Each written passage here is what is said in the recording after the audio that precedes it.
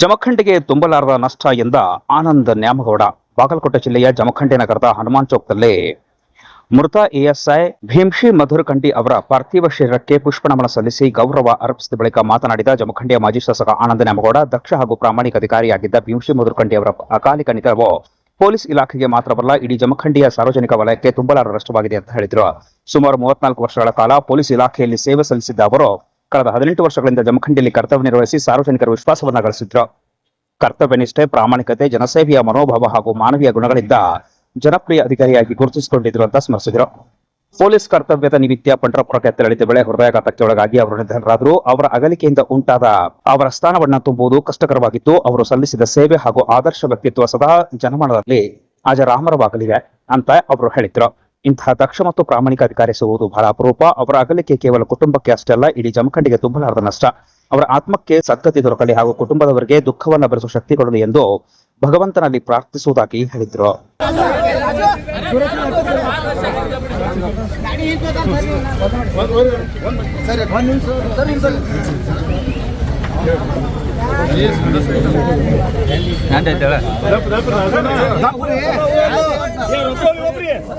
ಜಮಖಂಡಿಯ ಶಹರ್ ಠಾಣೆಯ ಎಎಸ್ಐ ಆಗಿರ್ತಕ್ಕಂಥ ಮಧುರಖಂಡಿ ಅವರು ನಿನ್ನೆ ದಿವಸ ಪಂಡರಪುರ ಹೋಗಿರ್ತಕ್ಕಂಥ ಸಂದರ್ಭದಲ್ಲಿ ಅಲ್ಲೇನು ಕೆಲಸದ ನಿಮಿತ್ತ ಅವ್ರು ಹೋಗಿದ್ರು.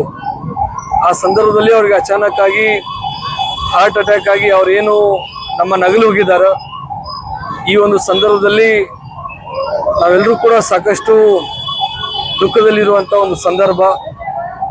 ಮಧುರಖಂಡಿ ಅವರು ಸುದೀರ್ಘವಾಗಿ 34 ವರ್ಷಗಳ ಕಾಲ ಪೊಲೀಸ್ ಡಿಪಾರ್ಟ್ಮೆಂಟಲ್ಲಿ ಸೇವೆಯನ್ನು ಸಲ್ಲಿಸಿ, ಅದರಲ್ಲಿ ವಿಶೇಷವಾಗಿ ಕಳೆದ 18 ವರ್ಷಗಳಿಂದ ಜಮಖಂಡಿಯಲ್ಲಿ ಸೇವೆಯನ್ನು ಸಲ್ಲಿಸಿ ಅತ್ಯಂತ ಪ್ರಾಮಾಣಿಕತೆಯಿಂದ, ದಕ್ಷತೆಯಿಂದ ಜನರ ಒಂದು ಪ್ರೀತಿಗೆ ಪಾತ್ರರಾಗಿ ಕೆಲಸವನ್ನು ನಿರ್ವಹಿಸಿದ್ದನ್ನು ಇವತ್ತು ನಾವೆಲ್ಲರೂ ಕೂಡ ನೆನಪಿಸ್ಕೊಳ್ಬೇಕಾಗಿರ್ತಕ್ಕಂಥ ಒಂದು ಸಂಗತಿ.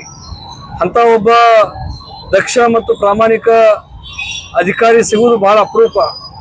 ಅದರಲ್ಲಿ ವಿಶೇಷವಾಗಿ ಜಮಖಂಡಿಯಲ್ಲಿ ಬಹಳಷ್ಟು ಜನರಿಗೆ ಬೇಕಾಗಿರ್ತಕ್ಕಂಥ ಒಬ್ಬ ಅಧಿಕಾರಿ ಇವತ್ತು ನಮ್ಮ ನಗಲು ಹೋಗಿದ್ದು ಕೇವಲ ಅವರ ಕುಟುಂಬಕ್ಕಷ್ಟೇ ಅಲ್ಲ, ಇಡೀ ನಮ್ಮ ಜಮಖಂಡಿಗೆ ಒಂದು ತುಂಬಲಾರದಂಥ ಒಂದು ನಷ್ಟ ಅಂತ ನಾನು ಈ ಸಂದರ್ಭದಲ್ಲಿ ಅತ್ಯಂತ ನೋವಿನಿಂದ ಹೇಳಲಿಕ್ಕೆ ಬಯಸ್ತೀನಿ.